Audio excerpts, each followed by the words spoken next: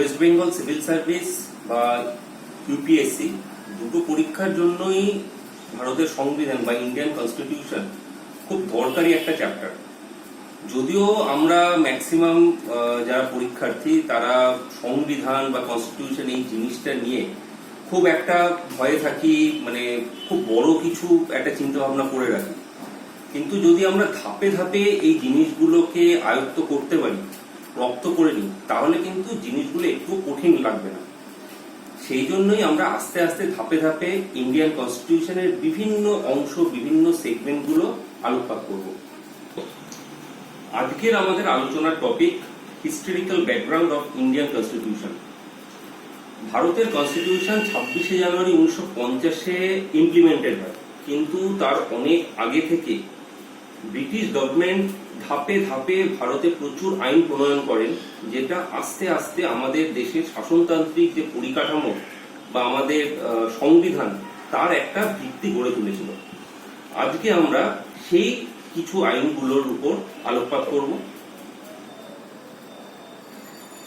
প্রথমেই আসি 1773 সালের রেগুলেটিং অ্যাক্ট,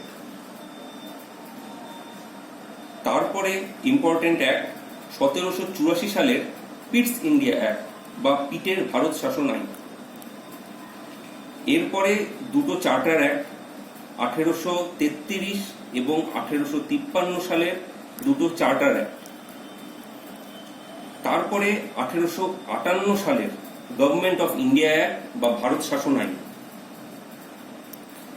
তারপরে ইন্ডিয়ান কাউন্সিল অ্যাক্ট 1861 সাল এবং 1909 সালের ইন্ডিয়ান কাউন্সিল অ্যাক্ট। 1909 সালের ইন্ডিয়ান কাউন্সিল অ্যাক্টটাকে আমরা মরলে মিন্টো রিফর্ম অ্যাক্ট নামেও জানি। তারপরে আসছে 1919 সালের গভর্নমেন্ট অফ ইন্ডিয়া অ্যাক্ট বা ভারত শাসন আইন। এই 1919-এর গভর্নমেন্ট অফ ইন্ডিয়া অ্যাক্টকে আমরা মন্টেগু চেমসফোর্ড রিফর্মস অ্যাক্ট নামেও জানি। তারপরে খুবই গুরুত্বপূর্ণ অ্যাক্ট 1935 সালের ভারত শাসন আইন বা গভর্নমেন্ট অফ ইন্ডিয়া অ্যাক্ট, যেটা আমাদের সংবিধানের জন্য খুবই গুরুত্বপূর্ণ। তারপরে 1947 সালের ইন্ডিয়ান ইন্ডিপেন্ডেন্স অ্যাক্ট। এই আইনগুলোকে নিয়ে আমরা একটু আলোচনা করব। আইনগুলো মানে যদি বিস্তারিত আলোচনা করতে হয় তাহলে অনেকটাই সময় যাবে, সেজন্য আমি প্রত্যেকটা আইন ধরে ছোটখাটো খুব গুরুত্বপূর্ণ দুটো একটা বিষয় এখানে উল্লেখ করে দেব, তোমরা সেটা লিখে নিও। প্রথমে আমরা আসছি 1773 সালের রেগুলেটিং অ্যাক্ট। এই রেগুলেটিং অ্যাক্ট, এই নামটার মধ্যে কিন্তু এই অ্যাক্টের যে উৎস সেটা লুকিয়ে রয়েছে। এই অ্যাক্টটা ইমপ্লিমেন্ট করা হয় ইস্ট ইন্ডিয়া কোম্পানির ভারতের যে পরিকাঠামো ছিল সেটাকে রেগুলেট করার জন্য। কারণ ইস্ট ইন্ডিয়া কোম্পানি ভারতে এক বাণিজ্যিক সংস্থা হিসাবে আসে, কিন্তু তারপরে তারা ভারতের সর্বেসর্ব হয়ে উঠতে চায়। তার ফলে চারিদিকে অনেক রকমের স্বৈরাচারিত্ব শুরু হয়, একটা অ্যানার্কি তৈরি হয়, যার ফলে ভারতের শাসন ব্যবস্থা এবং ভারতের জনগণের মধ্যে কিন্তু একটা রোষ চলে আসে এবং ব্রিটিশ গভর্নমেন্টের হাত থেকে কিন্তু সেই জিনিসটা আস্তে আস্তে ফসকে যেতে থাকে। তার ফলে ব্রিটিশ গভর্নমেন্ট সেই ব্রিটিশ ইস্ট ইন্ডিয়া কোম্পানির যে ম্যাটারগুলো রয়েছে সেটাকে রেগুলেট করার জন্য এই রেগুলেটিং অ্যাক্টটাকে ইমপ্লিমেন্ট করে। এই রেগুলেটিং অ্যাক্টের দ্বারা আগের যে পদটা গভর্নর অফ বেঙ্গল এই পদটা ছিল, এই পদটার নতুন নাম হয় গভর্নর জেনারেল অফ বেঙ্গল। এটা খুব গুরুত্বপূর্ণ। গভর্নর জেনারেল অফ বেঙ্গল এই পদটা কিন্তু রেগুলেটিং অ্যাক্টের দ্বারাই স্বীকৃত হয়। এবং আমরা জানি ওয়ারেন হেস্টিংস, উনি ছিলেন ভারতের তথা বাংলার প্রথম governor general, Lord Warren Hastings. এই আইনে তিনটি প্রেসিডেন্সি সাধারণত স্বীকৃত থাকে, কলকাতা প্রেসিডেন্সি, মাদ্রাস প্রেসিডেন্সি এবং বোম্বে প্রেসিডেন্সি। যদিও কলকাতা প্রেসিডেন্সির প্রাধান্য থাকে এবং মাদ্রাস প্রেসিডেন্সি আর বোম্বে প্রেসিডেন্সিকে কলকাতা প্রেসিডেন্সি সাবঅর্ডিনেট হিসাবেই ধরা হয়। এই আইনে সুপ্রিম কোর্ট অফ ক্যালকাটা এইটা স্থাপনের জন্যও প্রপোজ করা হয়। তার সঙ্গে আমরা একটা অ্যাডমিনিস্ট্রেটিভ বডির উল্লেখ পাই এই আইনে, যেই অ্যাডমিনিস্ট্রেটিভ বডির নাম হচ্ছে কোর্ট অফ ডিরেক্টর। এই court of director administrative body কিন্তু একসঙ্গে সিভিল ম্যাটার, রেভিনিউ ম্যাটার এবং মিলিটারি ম্যাটার, তিনটে ম্যাটারই একসঙ্গে এরা কন্ট্রোল করত। তারপরে আমরা আলোচনা করব পিটের ভারত শাসন আইন বা 1784 সালের পিটস ইন্ডিয়া অ্যাক্ট। এই পিটস ইন্ডিয়া অ্যাক্ট এই নামকরণটা হয়েছিল উইলিয়াম পিটস, যিনি তখন ব্রিটিশ প্রাইম মিনিস্টার ছিলেন, তার নাম অনুসারে। ওনার মুখ্য উদ্দেশ্য ছিল রেগুলেটিং অ্যাক্টে কিছু লুপহোলস ছিল, যেটা ভারত শাসন করতে সমস্যার সম্মুখীন হচ্ছিল ব্রিটিশ।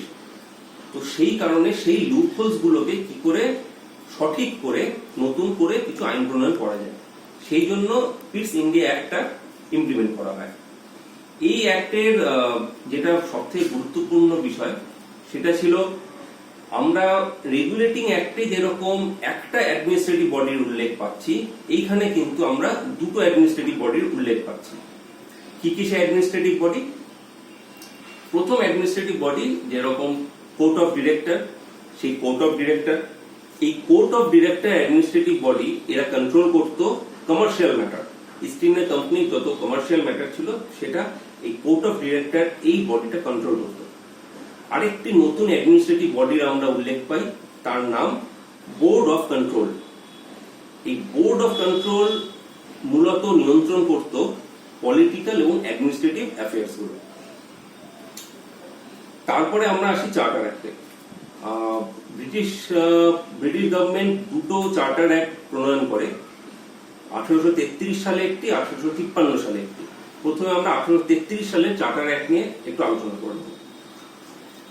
1833 সালের চার্টার অ্যাক্টের একটা গুরুত্বপূর্ণ বিষয় গভর্নর জেনারেল অফ বেঙ্গল, যেটা 1773 সালে রেগুলেটিং অ্যাক্টে নামকরণ করা হয় যে গভর্নর জেনারেল অফ বেঙ্গল, এইটাকে কিন্তু আবার আরেকটা নতুন পদে ভূষিত করা হয়। গভর্নর জেনারেল অফ বেঙ্গল এখন আর কেউ থাকবে না, তার জায়গায় নামটা হবে গভর্নর জেনারেল অফ ইন্ডিয়া। ভারতের গভর্নর জেনারেল এই নামটা এখন থেকে হবে। এবং যে লর্ড উইলিয়াম বেন্টিং, উনি ভারতের প্রথম গভর্নর জেনারেল ছিলেন। এবং এই গভর্নর জেনারেলের হাতে বিস্তর ক্ষমতা প্রদান করা হয়। একাধারে সিভিল ম্যাটার এবং মিলিটারি ম্যাটার, এই দুই ক্ষমতাই কিন্তু গভর্নর জেনারেল হাতে ছিল। এবং আমরা লর্ড উইলিয়াম বেন্টিংকের নাম সবাই জানি, প্রচুর ভারতের রিফর্মে তার অবদান, ওনার অবদান সত্যি অনস্বীকার্য। এই 1833 সালে চার্টার অ্যাক্টে ইস্ট ইন্ডিয়া কোম্পানি, আগে যেটা কমার্শিয়াল বডি, আগে যেটা ব্যবসা বাণিজ্য যার মূল লক্ষ্য ছিল, সেই ইস্ট ইন্ডিয়া কোম্পানিকে কিন্তু সম্পূর্ণরূপে একটা অ্যাডমিনিস্ট্রেটিভ বডি হিসাবে স্বীকৃত করা হয়। যে ভারতের ইস্ট ইন্ডিয়া কোম্পানি যেটা থাকবে সেটি কিন্তু সম্পূর্ণরূপে অ্যাডমিনিস্ট্রেটিভ বডি। এরপরে আমরা আসি শেষ চার্টার অ্যাক্টে, যেটা 1853 সালের চার্টার অ্যাক্ট। এই চার্টার অ্যাক্টে দুটো ফাংশন, যেমন লেজিসলেটিভ ফাংশন এবং এক্সিকিউটিভ ফাংশন, এই দুটো ফাংশনকে কিন্তু আলাদাভাবে অভিহিত করা হচ্ছে। সব থেকে যেটা গুরুত্বপূর্ণ বিষয় এই চার্টারে, 1853 সালের চার্টার অ্যাক্টে, সেটা হচ্ছে যেটা আজকের দিনেও মানে আমরা বলতে পারি তার গুরুত্ব খুব অপরিসীম, সেটা হচ্ছে সিভিল সার্ভিস এক্সাম।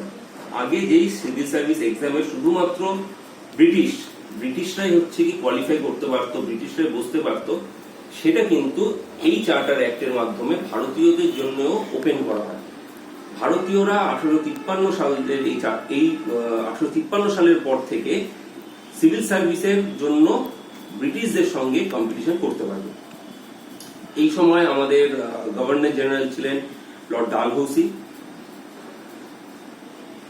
এরপরে আমরা যে গুরুত্বপূর্ণ আইনটার ব্যাপারে কথা বলবো সেটা হচ্ছে গভর্নমেন্ট অফ ইন্ডিয়া অ্যাক্ট 1858 সালে।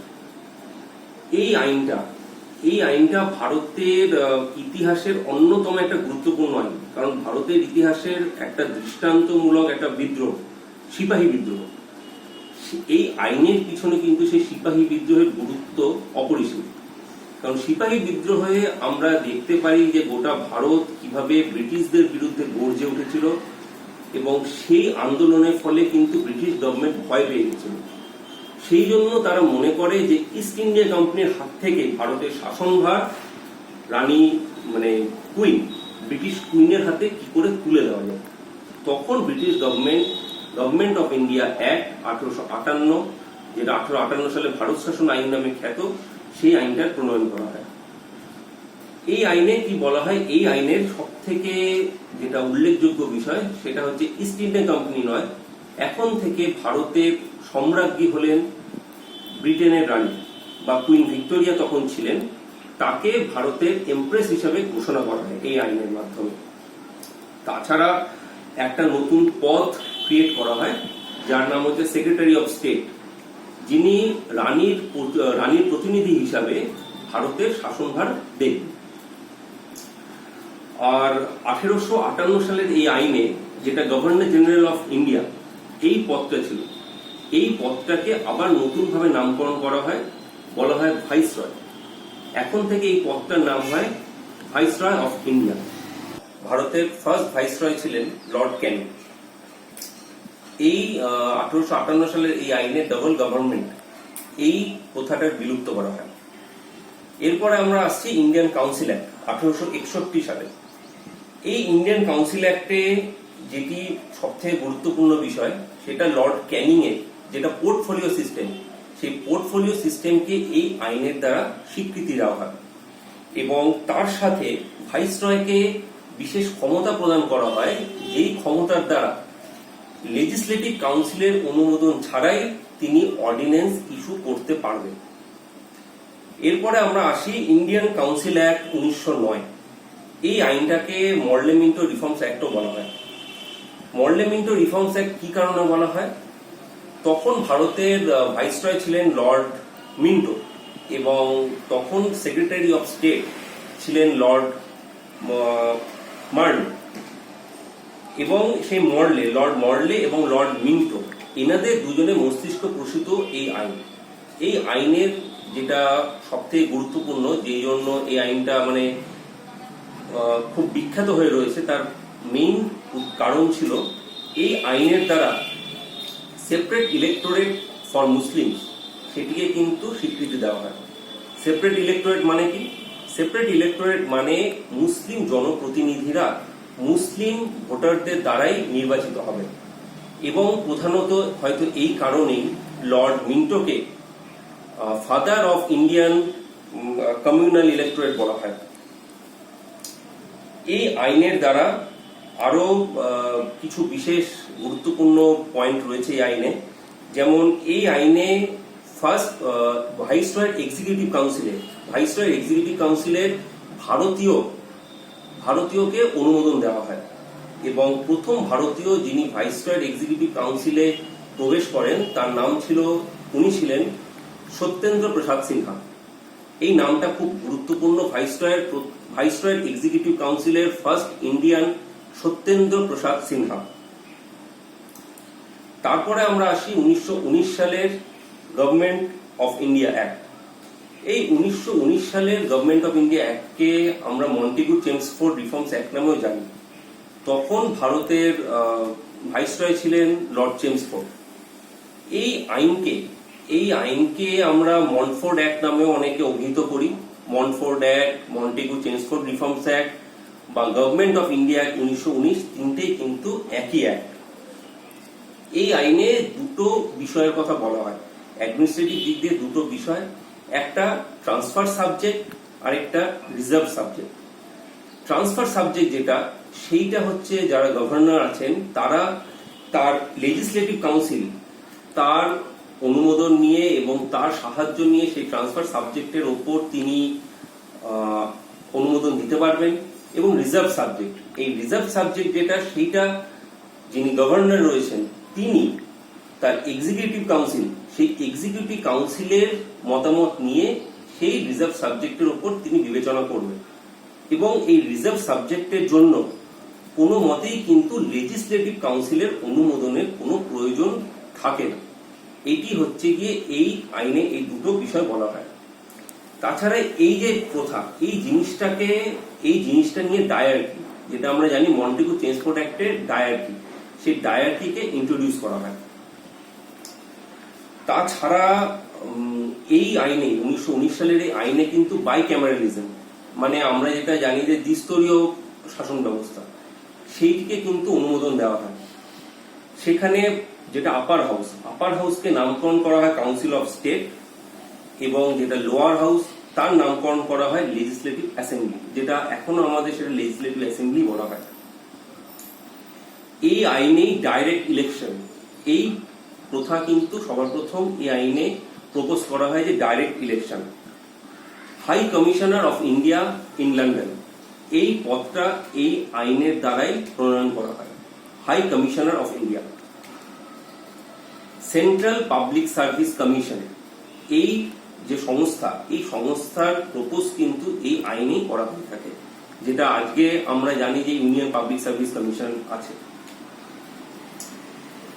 আমরা জানি 1909 সালের আইনে যেমন সেপারেট ইলেক্টোরেট ফর মুসলিম হয়েছিল, যে মুসলিম জনপ্রতিনিধিরা কিভাবে নির্বাচিত হবে, সেই রকমই এই আইনে separate electorate for Sikh, Anglo Indian, Christians এবং ইউরোপিয়ানস, এই চারটে বিষয়ের কিন্তু সেপারেট ইলেক্টোরেটের জন্য অনুমোদন দেওয়া হয়। এরপর আমরা আসছি 1935 সালের ভারত শাসন আইন। এই আইনটা যতগুলো আইন আছে তার মধ্যে কিন্তু অত্যন্ত গুরুত্বপূর্ণ, কারণ এই আইনের থেকে আমাদের সংবিধান যথেষ্ট রকমের অনুপ্রাণিত হয়েছে। এই আইনটা যখন প্রণয়ন করা হয়েছিল তখন যেইভাবে তৈরি করা হয়েছিল সেটা কিন্তু আজকের আমাদের সংবিধানকে অনেকটাই ইন্সপায়ার করেছে। এই আইনে 10টা শিডিউল এবং 321টা সেকশন ছিল। এই আইনে ডিভিশন অফ পাওয়ার, যেটা আমাদের ইন্ডিয়ান ফেডারেল স্ট্রাকচার যেটা রয়েছে, সেই ইন্ডিয়ান ফেডারেল স্ট্রাকচারের ব্যাপারে কিন্তু এই আইনে আলোকপাত করা হয়। Division of power, centre state relation, কেন্দ্র এবং রাজ্যের মধ্যে যে সুসম্পর্ক বজায় থাকবে বিভিন্ন দিক দিয়ে, রাজনৈতিক দিক, অর্থনৈতিক দিক, এই বিষয়গুলো কেন্দ্র এবং রাজ্য কিভাবে নিজেদের মধ্যে বন্টন করবে, নিজেদের মধ্যে সুসম্পর্ক বজায় রাখবে, সেই বিষয়বস্তুটার উপর কিন্তু এই আইনে আলোকপাত করা হয়েছে। এই আইনে আমরা 3টে লিস্ট জানি, যেরকম আমরা বর্তমানে জানি যে সেন্ট্রাল গভর্নমেন্ট এবং স্টেট গভর্নমেন্টের 3টে লিস্ট আছে, যেমন ইউনিয়ন লিস্ট, স্টেট লিস্ট এবং কনকারেন্ট লিস্ট। এই ম্যাটারটা কিন্তু গভর্নমেন্ট অফ ইন্ডিয়া 1935 সবার প্রথম তুলে ধরা হয়। 3টে লিস্ট তখন কি কি নাম ছিল? একটা ছিল ফেডারেল লিস্ট, একটা ছিল প্রভিন্সিয়াল লিস্ট এবং আরেকটা ছিল concurrent list. Provincial list generally প্রভিন্সগুলো তার তদারকি করত, ফেডারেল লিস্ট সেটা কেন্দ্র তদারকি করত, এবং কনকারেন্ট লিস্ট সেই জিনিসগুলো ছিল, সেই বিষয়বস্তুগুলো ছিল যেটা দুইজনকেই তদারকি করতে হতো। এই বিষয়বস্তুটা কিন্তু আমাদের সংবিধানকে অনেকটাই ইন্সপায়ার করেছে। আর অ্যাবলিশন অফ ডায়ার্কি, যেটা মন্টেগু চেঞ্জ করে পড়া হয়, সেই ডায়ার্কি সেটা কিন্তু এই আইনে অ্যাবলিশ করে দেওয়া হয়।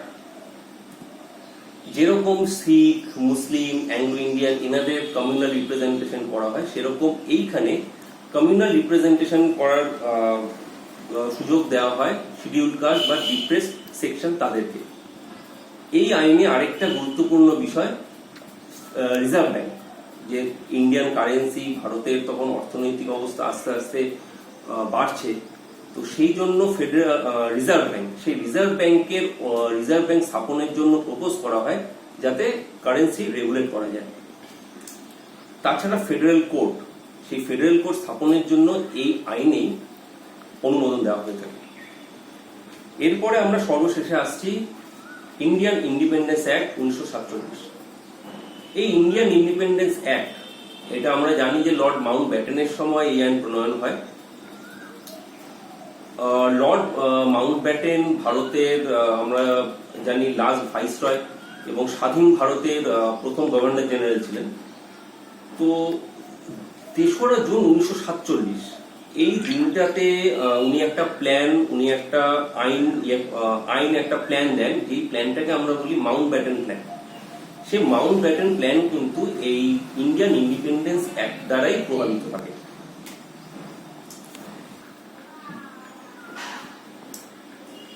এই আইনে পার্টিশন অফ ইন্ডিয়া, যেটা ভারতকে দুভাগ করে ভারত এবং পাকিস্তান, এই দুটো দেশ তৈরি করার যে পরিকল্পনা, সেটা কিন্তু এই আইনের দ্বারা প্রভাবিত। এই আইনেই তার উল্লেখ থাকে। এবং শুধু তাই নয়, ভারত এবং পাকিস্তান দুটো আলাদা দেশ হয়ে যাওয়ার পরে ভারতের যে পদ ছিল ভাইসরয়, সেই পদটার অবলুপ্তি করা হয় এবং ভারত পাকিস্তান এই দুটো রাষ্ট্রের জন্য আলাদা আলাদা করে গভর্নর জেনারেল নিয়োগ করা হয়ে থাকে। আমরা জানি লর্ড মাউন্টব্যাটেন ছিলেন ভারতের শেষ ভাইসরয় এবং first governor general of free India.